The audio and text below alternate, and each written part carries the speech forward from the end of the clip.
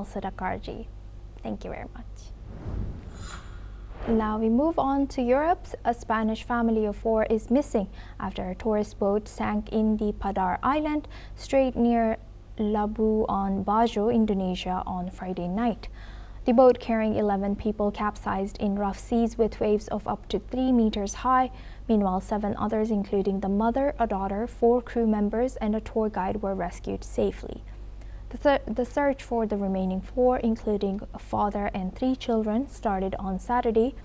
It has been hampered by strong currents and high waves, and it will be resuming tomorrow morning. Padar Island has been closed to tourists due to the extreme weather conditions. This incident is part of a broader issue of frequent maritime accidents in Indonesia, which is prone to rough seas and often lacks stringent safety measures. Now we move on to Asia. China has passed revisions to its foreign trade law to strengthen its ability to respond to trade disputes, control exports of strategic minerals and controversial goods, and further open its $19 trillion economy. Approved by China's top legislature, the changes will be taking effect on March 1st next year. The updated law expands tools for digital and green trade, intellectual property, and opening restricted sectors to foreign firms, while also emphasizing that trade should support national economic and social development.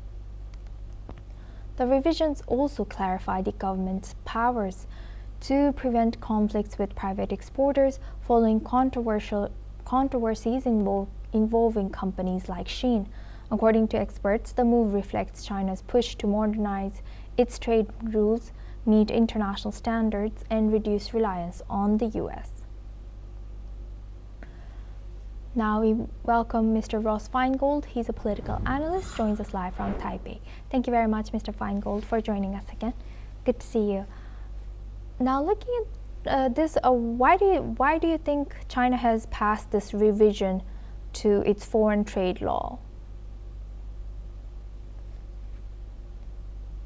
It remains to be seen what the implementation of these changes actually mean. I mean, keeping in mind that China could have all sorts of laws governing international trade or foreign currency or the domestic market or the regulation of internet companies, but ultimately what matters is how the government decides to implement these laws, and are they going to open up the domestic market to foreign companies, for example? That's certainly a concern from other countries. So one of the things that's being discussed in the aftermath of these changes is whether or not it's a signal that China wants to show its strong desire to harmonize its laws so that it could be invited into the Comprehensive and Progressive Trans-Pacific Partnership, the CPTPP trade agreement, which China applied to in 2021. And the 2026 chair country of the CPTPP is Vietnam. And it's very possible that there will be progress on China's application to join the CPTPP next year. But again, ultimately, the key thing here is not really what is in the black and white of the law, but rather how the Chinese government chooses to implement it. So do you think can these revisions reduce China's dependence on U.S.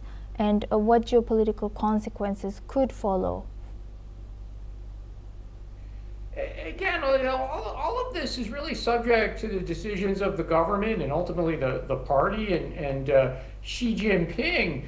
China wants to present the image to its trading partners, whether that's the United States, Europe, Japan, Australia, that China is a nation based on laws, and we're updating our laws for current circumstances. For example, some of the revisions that were approved today deal with digital trade and digital certificates and digital exchange of information in the course of documentation for international trade and cross-border payments. And it very well may be the case that this does facilitate making it easier for buyers or sellers to deal with counterparties in China. But ultimately, again, it's up to the decision of the Chinese leadership how open they want their economy to be, and are they going to address the concerns of other countries, whether that's the US, Europe,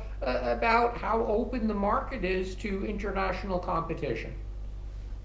And lastly, how might this law's emphasis on supporting China's national economic and social development, will it influence foreign investment in China, do you think?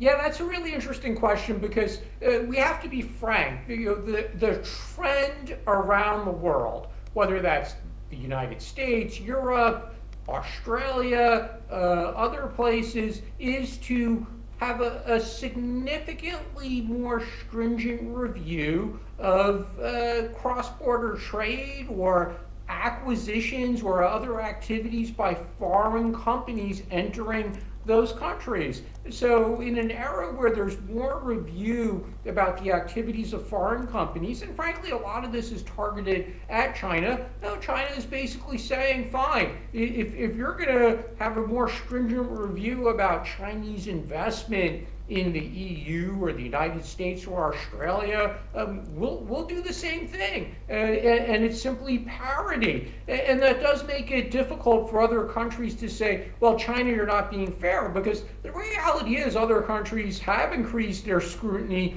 of Chinese investments. And now China's going to say, we're going to do the same thing to foreign companies doing business in China. Yes, we will be eyeing that. Thank you very much, Mr. Feingold, for joining us today as a political analyst and sharing that insight.